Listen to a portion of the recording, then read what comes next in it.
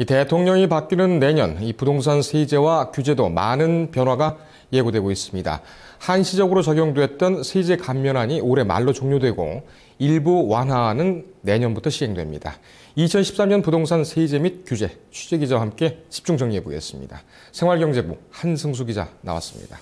자, 한 기자. 예. 올해도 이제 다 갔습니다. 벌써 이제 한 20일 정도밖에 안 남았는데 먼저 이제 부동산 세제에서 어떤 변화가 있을지 그것부터 짚어볼까요?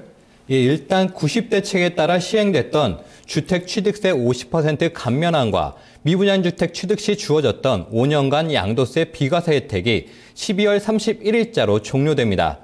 내년부터는 9억 원 미만 주택을 구입할 경우 매매가의 2%, 9억 원 초과 주택은 매매가의 4%를 취득세로 납부해야 합니다. 일시적 2주택자는 기존 주택을 3년 이내에 처분하는 조건으로 취득세를 감면받을 수 있습니다. 현재 취득세율은 주택 가격에 따라 1에서 3%가 적용되고 있습니다. 또 90대책에서 함께 시행됐던 연말까지 미분양 주택을 구입하는 수요자는 주택 취득 후 5년 이내에 양도할 경우 주택 취득 시점부터 5년까지 발생한 차익을 내지 않아도 되고 5년이 지난 후 양도할 경우에는 취득 시점부터 5년까지 발생한 양도소득 금액을 공제한 후 남은 기간 동안의 시세 차익에 대해서만 세금을 부과하면 되지만 내년부터는 이 같은 혜택을 받을 수가 없습니다. 또 2009년부터 유예되고 있는 다주택자 양도세 중과세 규정 역시 올해 말로 끝납니다. 네. 현재 주택거래 활성화를 위해 다주택자 주택 양도 시 6에서 38%의 일반 세율이 적용되고 있지만 내년부터는 3주택자는 양도세 60%, 2주택자는 양도세 50%를 적용받게 됩니다. 네. 이 거래 활성화를 위해서 도입된 한시적인 그 부동산 거래세가 내년부터 원상복귀가 되는군요. 이 원상복귀가 되지만은 이 세율이 오른 효과, 이런 효과도 있지 않겠습니까? 이 시장에 좀 충격이 있겠습니다. 아무래도 거래세가 올라가다 보니까 시장에 충격이 좀 있을 것으로 보입니다. 특히나 거래 실종이 우려되고 있는 상황인데요. 지난해에도 올해와 같은 수준의 취득세 감면책이 실시됐습니다. 2011년 3월부터 12월 말까지 시행된 제도인데요.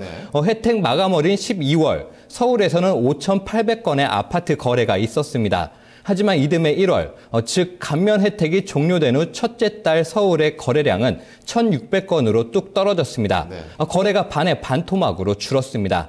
이번에도 비슷한 상황이 예상되고 있는데요. 특히 이번에는 다주택자 양도세 중과세 완화도 같은 날 마감될 예정이라 상황은 더 안 좋아 보입니다. 네. 부동산 전망 내년에도 좀 다소 안 좋아 보인다, 어두워 보인다 이런 느낌이 듭니다. 그렇다면 내년에 감면세 이런 그 세제 혜택은 없습니까? 내년에도 감면되는 세제 혜택은 있습니다. 주택 단기 보유 매도 시 중과세되던 양도세율은 내년부터 감면됩니다.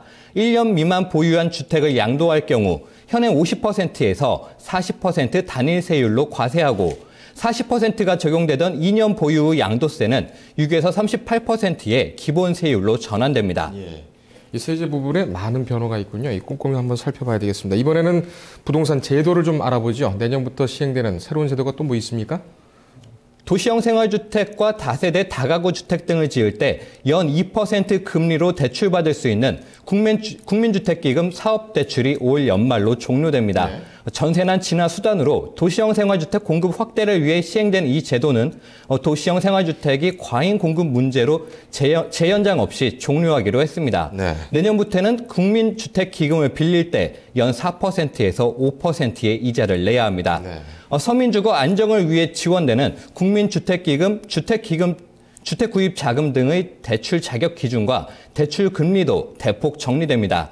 현재 생애 최초와 근로자 서민 주택 구입 자금 대출 기준은 부부 합산 연소득이 각각 5천만 원 이하, 3천만 원 이하인 경우로 제한되지만 개정되는 소득 기준은 상여금 등을 합산한 실질 소득을 반영하기로 했습니다.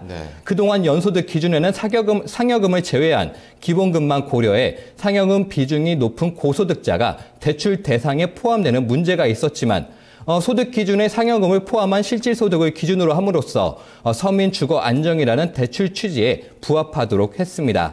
또 대신에 국민주택기금 대출 중 서민들이 이용하는 전세자금과 생애 최초 주택 구입자금, 근로자 서민 주택 구입자금 등 대출 금리는 0.5%포인트씩 내려감에 따라 혜택은 더 커질 것으로 보입니다. 네.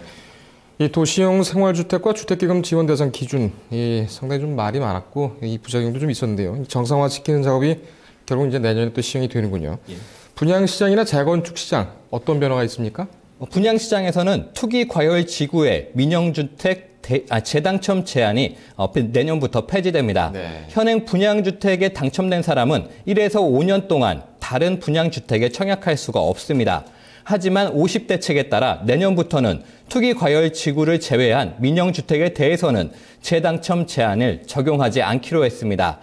지난해 말 마지막 투기 과열 지구였던 강남 3구가 해제됨에 따라 사실상 민영주택 재당첨 제한은 전면 폐지된 셈입니다. 내년 9월부터는 또 재건축 연한을 채우지 못한 아파트도 재건축을 추진할 수 있게 됩니다. 도시 및 주거환경정비법 개정안에 따르면 현행 20년 이상인 재건축 연한이 도래하지 않더라도 건축물에 중대한 구조적 결함이 있을 경우 주민 10분의 1의 동의를 받아 안전진단을 통과하면 재건축을 받을 수 있습니다. 네. 이번 정권에서는 유난히 그 부동산 사정이 참 안 좋았는데요. 시장 상황도 안 좋았고 여러 가지 그 세제와 제도가 내년부터 또 시행이 또 되고 정권도 바뀌니까 한번 좀 기대를 해봐야 되겠습니다. 한 기자 오늘 잘 들었습니다.